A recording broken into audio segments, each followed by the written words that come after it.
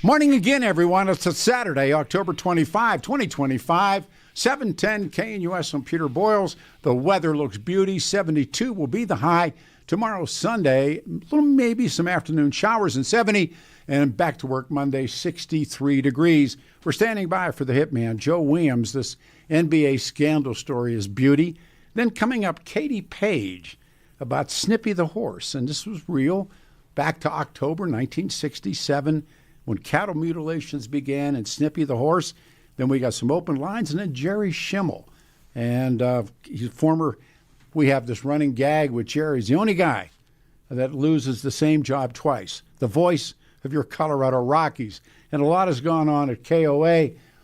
Indeed, ladies and gentlemen, boys and girls, children of all ages, one of my favorite talk show hosts that ever been in the city of Denver, the hitman, Joe Williams. Hey, Joe, thanks for coming back up on the show, and good morning. Good morning, Pete. Yeah, man. like desperados waiting for a train. I'm hip. Sang up that same old song. Said Jack, when he told him, Jack, that sumbitch is coming for us. Yeah, Woo. That's right. Man, what a song that is. I didn't know you knew that. That's one of my favorite tunes. I love those guys. Oh, man. He said when I was a kid, they all called me Sidekick.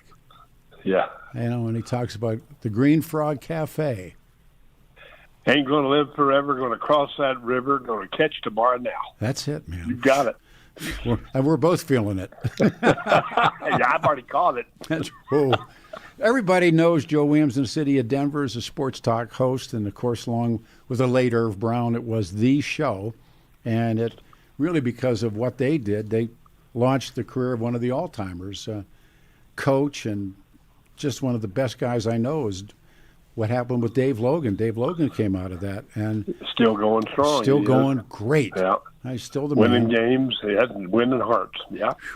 Breaking hearts. Remember the breaking hearts. So this story turns up in about the NBA and the scandal, and like so many things, you're shocked, but you're not shocked.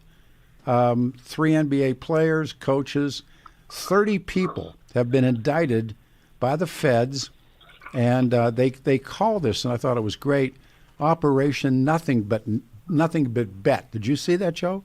I saw it. Yes, I did. Like nothing but net. Nothing but net. Yeah. Yeah, and I immediately said, "Man, we got to get the hitman on the show," and Joe's kind enough. So let's begin at the beginning. Sports betting is hardly new, is it? It's been around for a long time, but just the last 6-7 years has been legalized in terms of being embraced by the NBA and the NFL and the Major League Baseball. Last year, Pete, I think it was, the NBA got about $170 million of revenue from these betting sites, these MGM bets and all this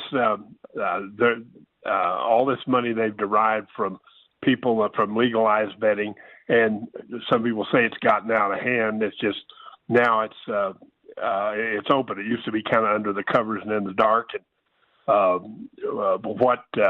it's always happened. And there's been betting going on, illegal betting going on. There have been guys throwing games for a long time. Remember Tim Donaghy, the referee, who said it was back then it was just the tip of the iceberg. And when he was involved in throwing games. And basketball, of course, is the easiest game to fix, to manipulate. Although in this case with Chauncy, who I'm not friends with Chauncy, Pete, but I've known him for since he was 15. And Theory Smith introduced me to Chauncy when he was still a high school kid. And, of course, Irv and I followed his career just like everybody in Denver did, all the way up through the pros.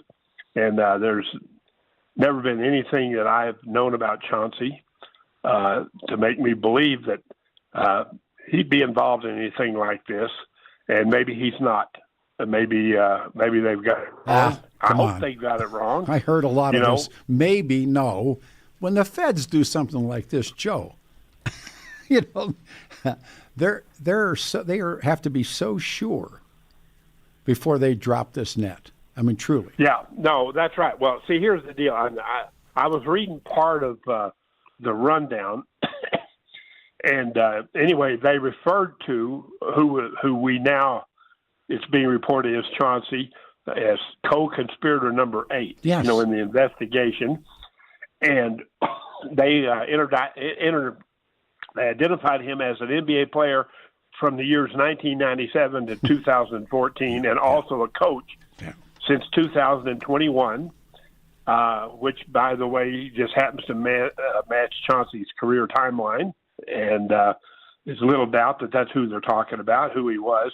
But anyway, they say that he told members who were involved in this gambling ring, this illegal poker ring, that he told these guys, according to these guys, that he intended to tank one of his games back in 2023, Chauncy being, of course, the coach of the Trailblazers, to improve their draft position.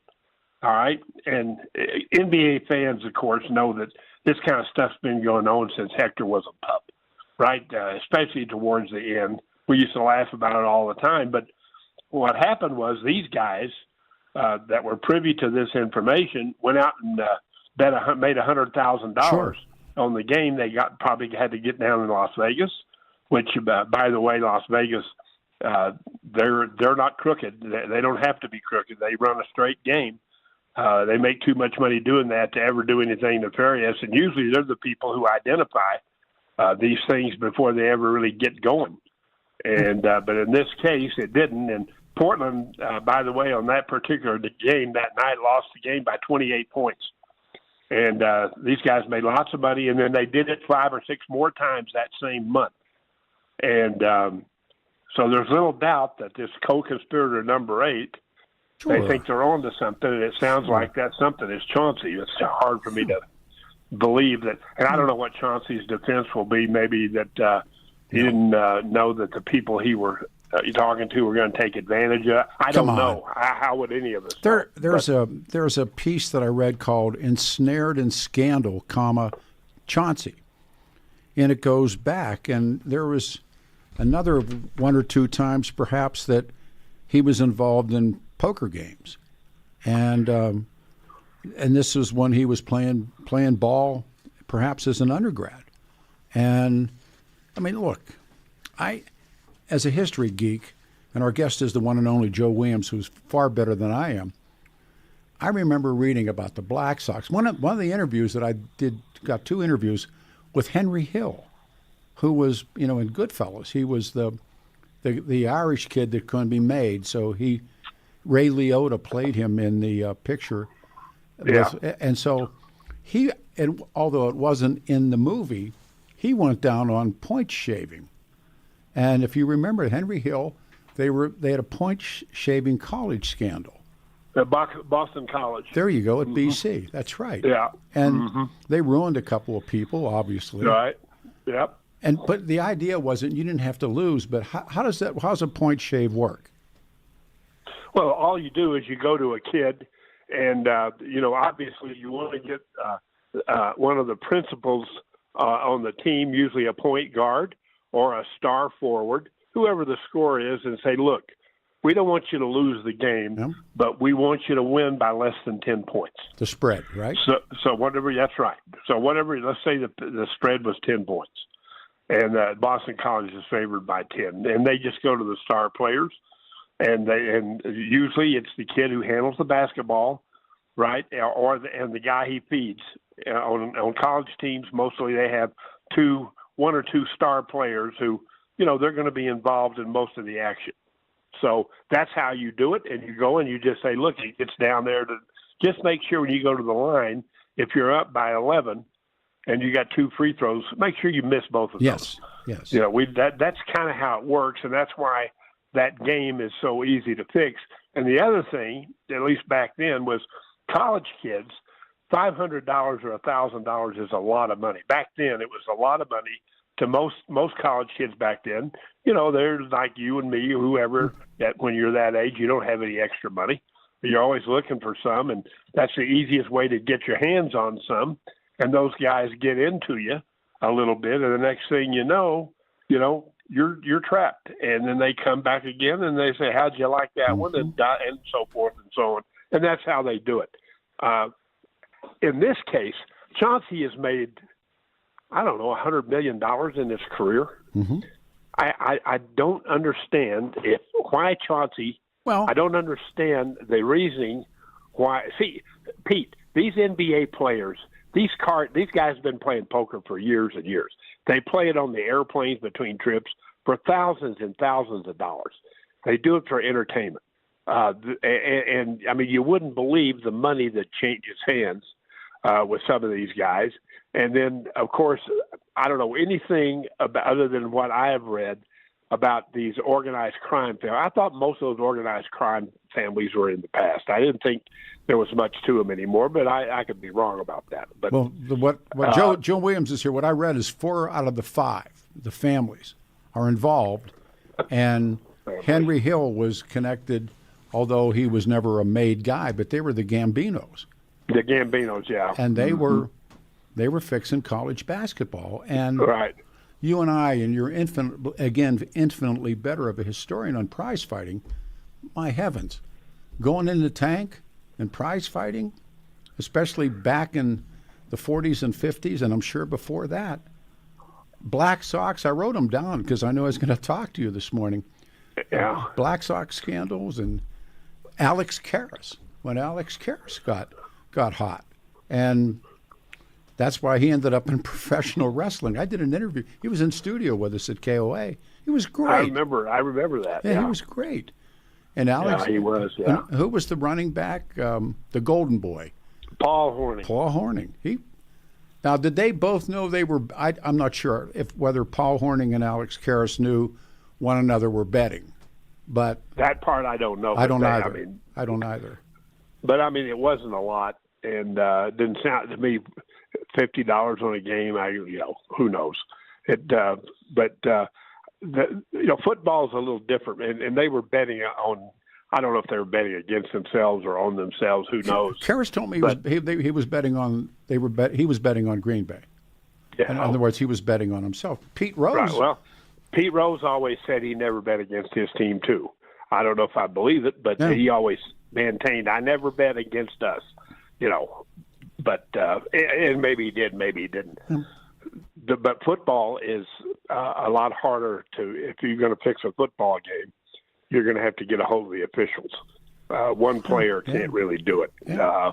And the quarterbacks make too much money to get involved. But, see, that's what Pete surprised me about Chauncy was what would be his motivation to do this? Because I can understand him playing that they'll get these poker players and that put for big money, $50,000, $100,000 games, the kind of money that they throw around, and they'll say, "Hey, come in and sit in the game. We've got the coach of the Portland Trailblazers is going to be in on the game." And these guys, of course, they eat that up because they're playing with celebrities, guys like this, which I can understand that, and I can understand Chauncy doing something like that.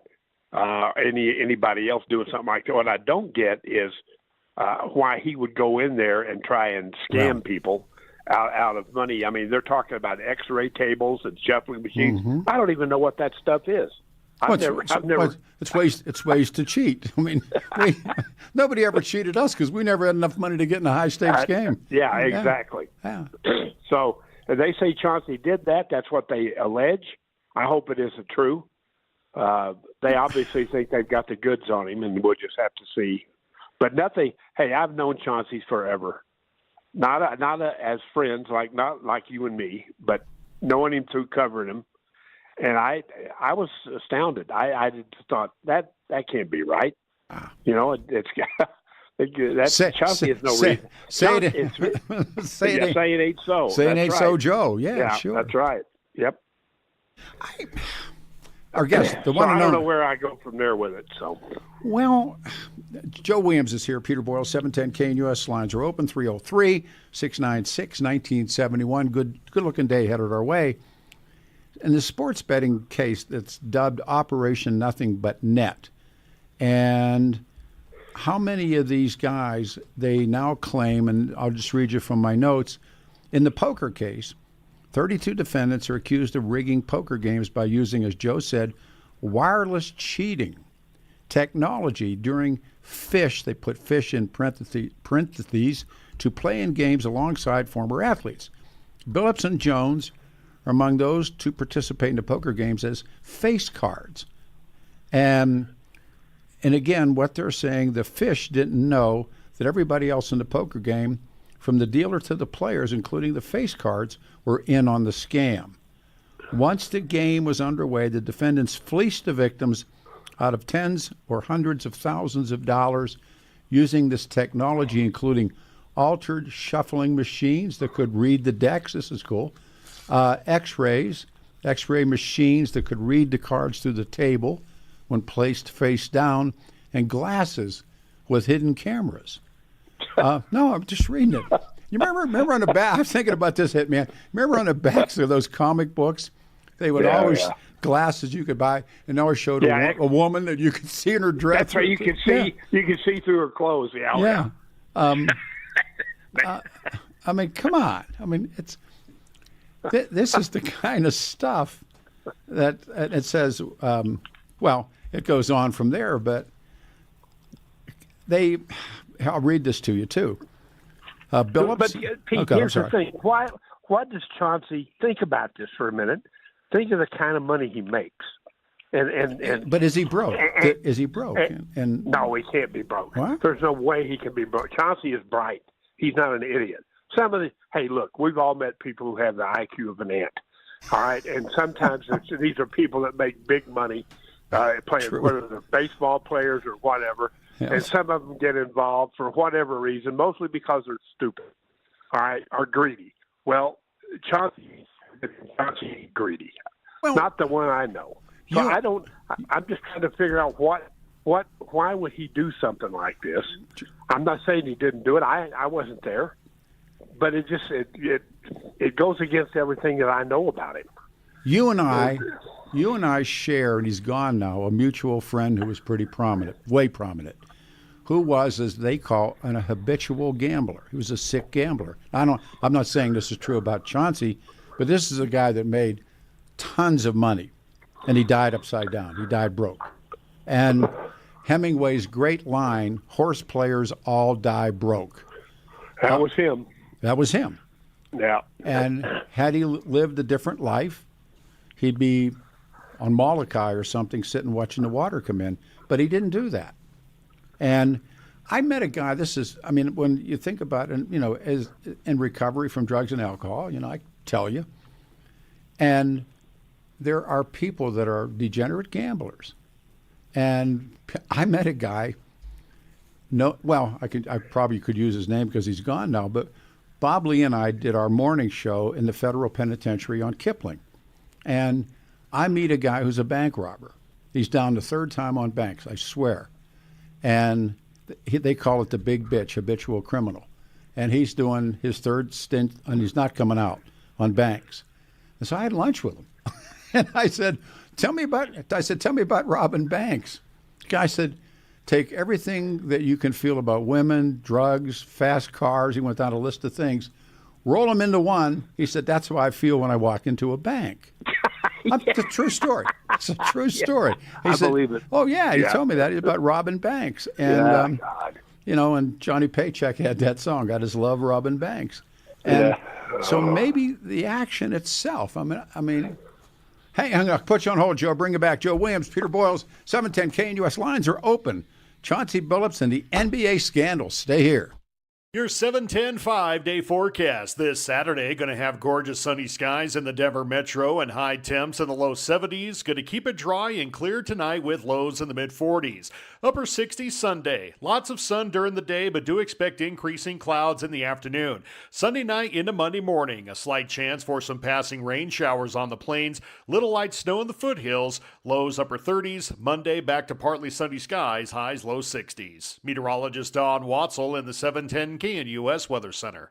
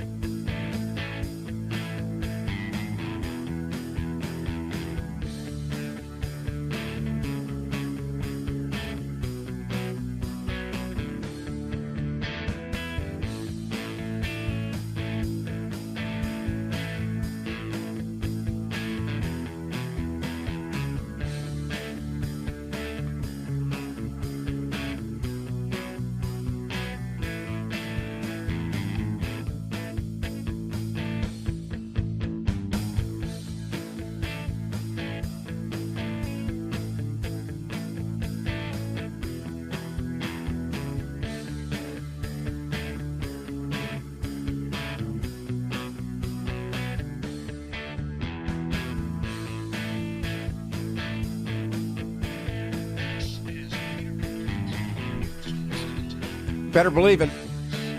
Saturday morning, October 25, 2025, 72 the high, 43 tonight. I'm Peter Boyles, Radio Free Denver, good old 710 KNUS. The one, the only hitman, Joe Williams, is our guest. We're talking about the NBA scandal. And one of my thoughts last night, I was going to bring it up with you, maybe they had him. Maybe the Gambinos or somebody had him. And as you well know from reading those organized crime stories, well, I go back to, well, I'll just leave it go at that, but the Raging Bull, Jake LaMotta, I did that television show with him, and this is how they get you, and he wanted a shot at the title, and what the fight was the guy's last name Jones? What was his last name? He went in the tank, and he threw the fight. He threw the fight. Yeah. Oh, and all kinds of stuff can happen. Do you think? They were in. Back in those days, the mob, they get into you, and it was they didn't get them all. They didn't get into Ray Robinson, but they got into Jake LaMotta, and Irv and I had him on, and he told us all kinds of stories, just unbelievable stories about back then, and those were what you and me call the good old days. But what was the guy's name? Back then, they might not have been so good. I don't know. Was Frankie Carbo, right? Frankie Carbo. He ran the mob. Yeah, he he ran boxing. Yeah. Archie Moore did not. The great Archie Moore did not get to fight for a title of any kind until he was 35 years old. Yep. Now you think about that. And he's one of the, according to the late Burt Sugar Ring Magazine, one of the 10 or 15 best fighters of all time. And they didn't even let him fight because he was black, right? Yeah, sure. The mob, they're the mob. They're the ones that said who gets to fight who and when. Mm-hmm. And LaMotta, of course, got tied up into all that. But it's a different world now. Now I wish they did have a commissioner of boxing, because boxing is on the way out, Pete, and being overtaken by this UFC stuff, which is nothing more than barroom brawling. That's the way I look at it. But it's on the way out because people don't get to see the best fighters fight each other. These promoters, boxing promoters, they get in the middle of everything. They don't let them fight each other, and it doesn't matter. But they need a commissioner. But back then they had one, and he was crooked. And a lot of the fighters, because they had a hold of Sonny Liston, as you well know.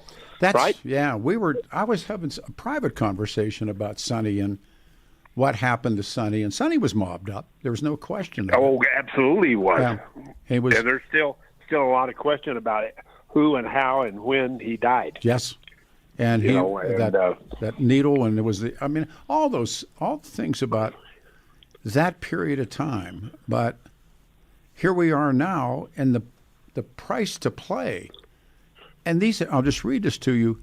Using the information, members of the group placed bets more, listen to this, Joe, than $200,000 in wagers on NBA games. Now, don't you know that somebody knows who lays down the big money? Aren't they called whales? Exactly, yeah. And, there 32 defendants. Here's what happens, though. They do it before anybody gets the information out. The lines will come out sometime, depending on the casino, but there's one or two guys in Vegas, at least there used to be, that set the line for the numbers, and most of the sports books, all the legalized sports books, they use those lines, and they usually have privy to the same kind of information that we read about the next day in the newspaper about somebody who was going to be hurt. All right, or somebody was going to sit out. In the NBA, that's key. You think it doesn't make a difference if LeBron James is going to play that day or not? Do you think the sports books, when they're taking bets on the games, they want to know whether LeBron James is going to be playing in the game or not? And when they don't know, and somebody else comes in and does know, that doesn't go over big. That doesn't happen, and they don't want it to happen.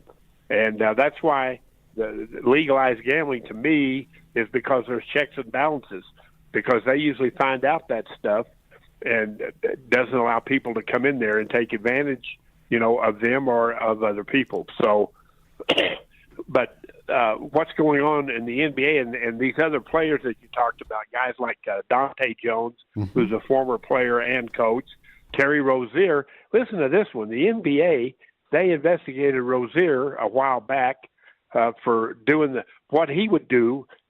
For people who don't know, he was he's a star player in the NBA, and they have what they call personal proposition bets.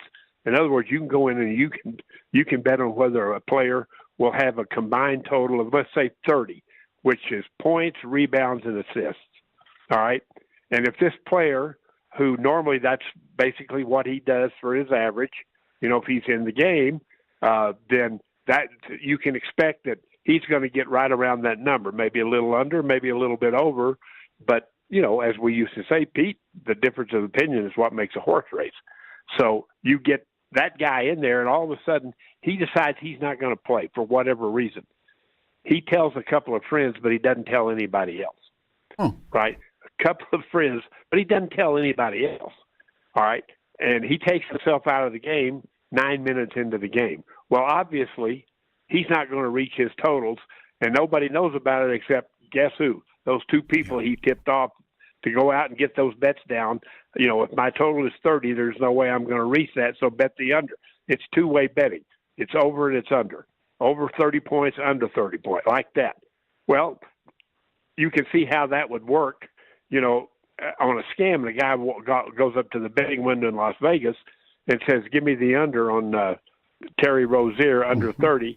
And they put down, here's a guy that usually puts down 500. All of a sudden, he wants to put down 50,000. Yeah. Well, guess what? The bells go off. Things start happening. And enough of that, if it happens long enough, somebody goes to the feds get a hold of it, and you have what we're reading about right now in the paper. And this has been going on now for several years, gathering this information. Well, in the movie Casino, which I think is a really, really well put together film, the guy that they called Lefty Rosenthal, that was played by De Niro, he was a real guy. Yeah, he hung out at the Stardust. Yeah, well, he ran it. I mean, but they never. But those guys, and you think to yourself, what did they know? They knew. Remember when the guy leads in? They knew when the quarterback was on coke, when his wife was or his girlfriend was pregnant, all that stuff. And they factored all of that in. I guess the guy really was drop dead accurate. Pete, see, it has to do with information. Look, 30, 40, 50 years ago, there was no internet, right? You didn't have people on every campus, a college campus or pro football camp, where information was instantaneous. The minute somebody's girlfriend dumped him, or the minute he sprained his knee, people did not know about it. You had to search for that kind of information, and the only way you knew is if you really followed it close and you took the time to do it. Well, Lefty, he was ahead of his time in that regard because he had friends. He made sure he had people all over the country tipping him off about what was going in practice that week. All right. When I was a kid, when I was 14 years old, I was listening to LSU games on the radio at night, with all that static that you get and everything, because that's what I was interested in. And I knew when things were going to happen based on, the guy went down. Now remember, there was only maybe one television game a week on Saturday afternoon. But I'd listen to everything I could on the radio, to get as much information as I could. And my sister worked for this dentist, and I'd go mow his lawn. And he'd tell me something about, who's playing who. And I'd say, well, take that. Really? I said, yeah. I said, they get their star players probably not going to play. Oh, really? Yeah. That's a very small piece of what goes on and went on back then, right? Oh, sure. Right? Sure. Because there wasn't any. Now everybody's got the information, right? And they all have it. And when somebody goes off kilter and they do what we're talking about doing, like letting just a couple of his friends know, or if in this case, if it's true what Chauncy did, telling guys, I'm going to sit out 4 of my best players tonight before anybody else knows it. That's how this stuff gets started now, because everybody's got the same information now. ESPN, Pete, you can turn on ESPN right now, and they've got all the coaches and their game day stuff going on, and you can find out everything that you want to know about a game. And guess what? They've got the same information in Las Vegas. Nobody really has an edge. It's who's going to go out there, all right? Unless you know whose fat little girlfriend broke up with him on Friday night, then you got nothing going for you that everybody else has the same thing. So, Joe Williams is with us. Let me read you this. This is the FBI director, Kash Patel, said, and I'll just read it to you. The arrests are part of an investigation that spanned years and was conducted across 11 states. Schemes funded La Casa Nostra, a collection of various crime families. And this is the quotes. The fraud is mind-boggling. It's not hundreds of dollars. It's not thousands of dollars. It's not tens of thousands of dollars. It's not even millions of dollars. We're talking, I'm reading him, we're talking about tens of millions of dollars in fraud and theft and robbery across a multi-year investigation. He goes on. In some instances, players altered their performances, this is exactly what you just said, or took themselves out of games to make sure those bets were paid out. And 1,000 years ago, there was a guy, he wrote a book called My Life in the Mafia. His name was Vincent Teresa. And he was in witness protection, but he'd written the book, and if you wanted to interview him, you made this call, that one banked into this one. I don't even know how they did it. And I got Vinny on the show.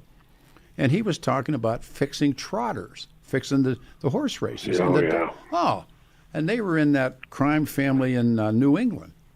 And they said they had everything. They had the trotters fixed. They had the dogs fixed. And he alluded to they had minor league baseball teams and all this stuff. So. The trotters, that's Pete, you remember a guy named Trackman who was affiliated with our show for many years, Deb Johnson. Yes, I do. He knew all about the trotters. He said those guys, they were so crooked that when they died, they had to screw them in the ground. I remember there were a couple of people, and one of them had a barbecue joint up at the dog track. Do you remember? Remember Tiny? Tiny. Oh, yeah, absolutely. And Bob Lee and Good barbecue. Bob Lee and I would go to the dog track. Oh, yeah. And I'd always bet the green dog. Oh, yeah. I'd bet the Irish dog. But we'd go with Tiny, and Tiny say he would send some other guy to the window because he was so good at doping out dogs or info. Yeah, he was definitely, he knew something. Yes, he did. And I think it was people come in to eat his barbecue. Yeah, hey, he sponsored me and Herb for many years. Oh, yeah, he was a great guy. He was great. He was right there. Yeah, he was right there with him. And he knew something. Yes, he did. And when he would go up to go to the window, and bet, he could throw the odds off at the track because everybody waited for him to go bet. So he had a sidekick that he'd send to the window and make the bets. But he liked our morning show and invited us up. And oh yeah, I thought he was a great guy. I really did. Yeah, he was. He was hip. There ain't no doubt about that. He knew his barbecue and he knew them dogs. So some of those guys. I want to bring up one other guy because we talked about him on the phone. We both had a bad experience with Pete Rose. He was a tough interview. Yeah, he was. He was a different guy. Different guy. And yet, now that he's gone and now they're saying, well, he can come in. What do you do with that? To me, I always thought they should have just said what he was. He, of course, was had the record for most hits for a career. He's one of the greatest baseball players that ever stepped between the lines. And there isn't any question about what he did. And he admitted to it. He just said, "I'd never bet against my own team." That's what he said. I always thought he should have been put into Cooperstown, and they just on his plaque just say, here's Pete Rose, banned from baseball for gambling. And just like Shoeless Joe, just do that and put him in there where he belongs, and then say why, and what happened to him.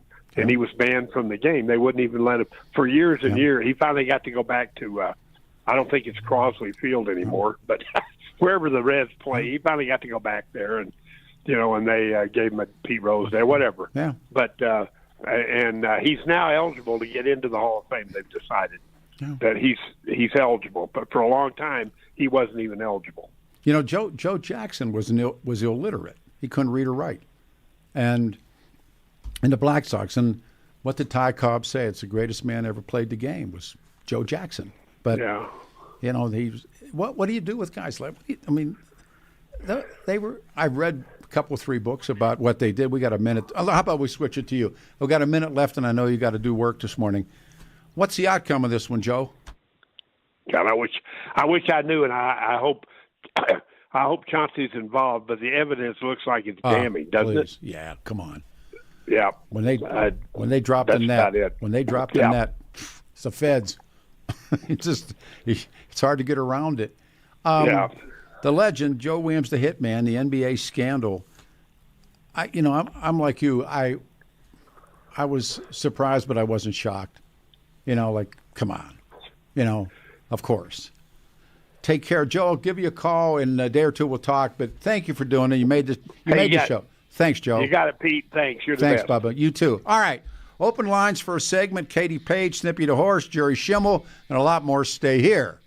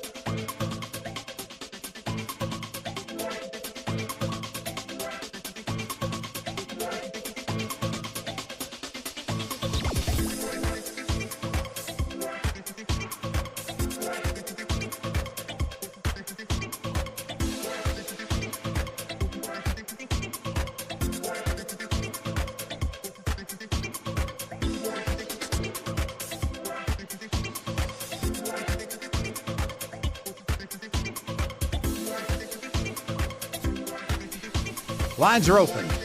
Wasted days and wasted nights. Yes. Just those first three chords and you got that one.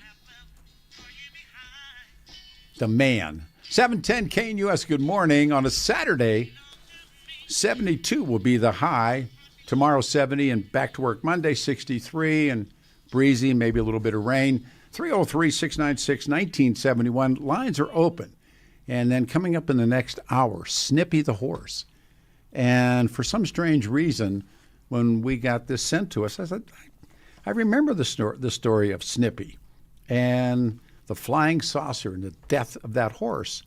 And it took place in October 1967. And we will have the new book on the market. And this woman's name is Katie Page. On Snippy, we got open lines, and then Jerry Schimmel. And many things have occurred at KOA Radio. And Jerry, who I think hung the moon, the only guy to lose the same gig twice. It's got to be a world's record. But he's such a decent and good man. 710 KNUS, 303-696-1971. Danny Kaplis and Kaplis Law.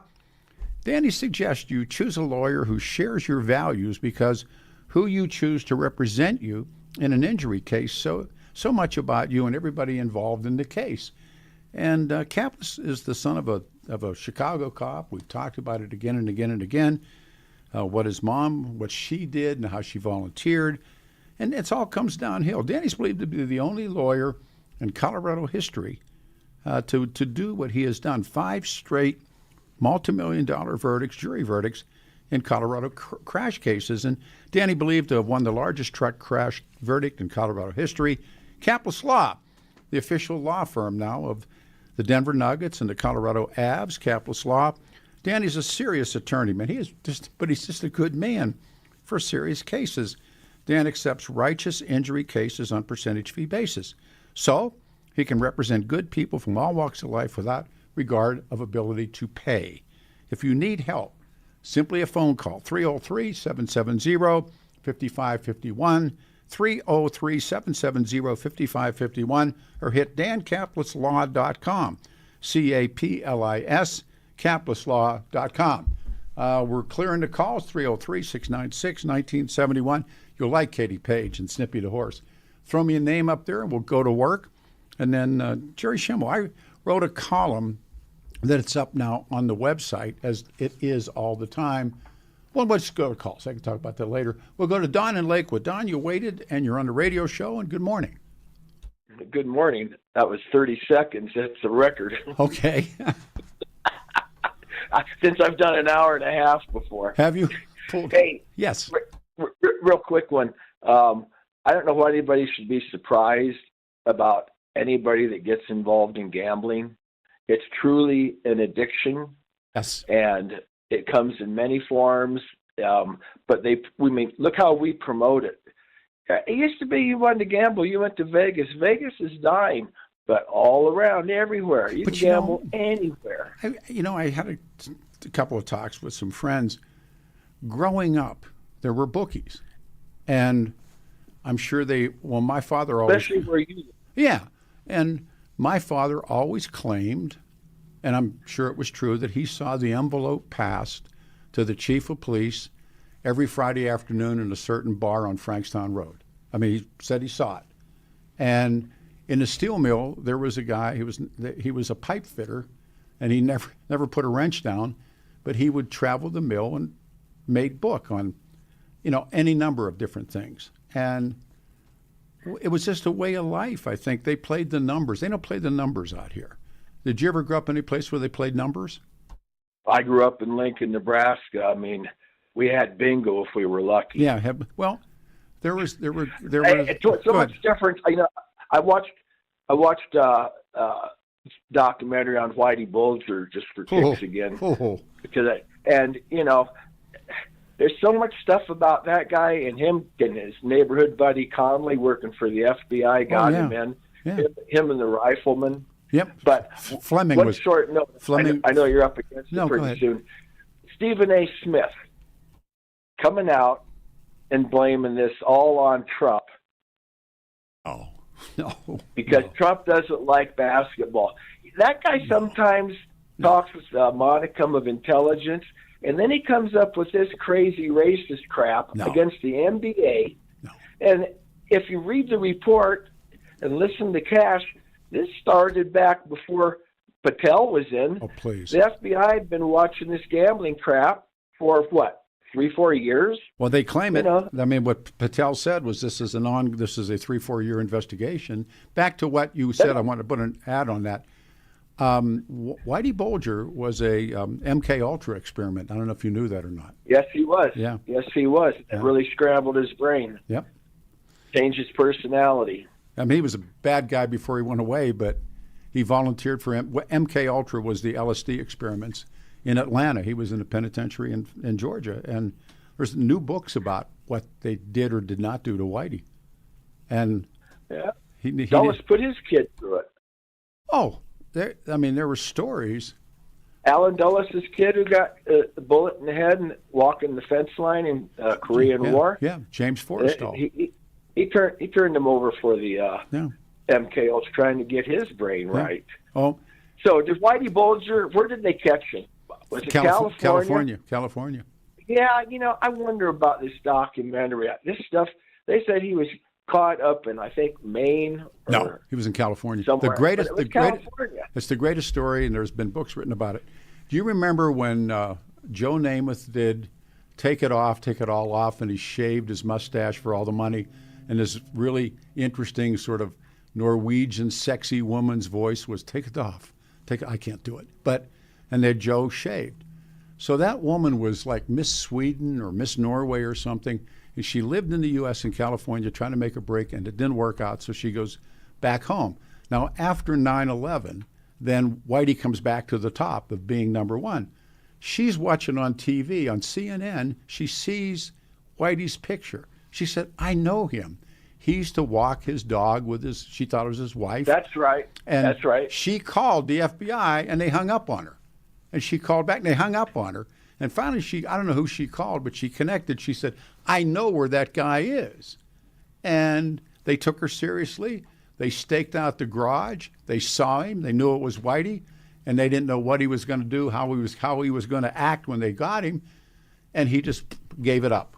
And they went in. They came through the drywall in his house, and they found all the money in the drywall. And he got murdered. He was in West Virginia, I think. I happen to know somebody that's working this story. And he was crossing the yard, and they killed him. But they knew he was headed to West Virginia. Somebody gave him up, and they killed him in the yard because he had been a rat. Whitey was a rat. Yeah. He played both sides heavily. Well, it wasn't just the Southeast. He was ruling on the mob.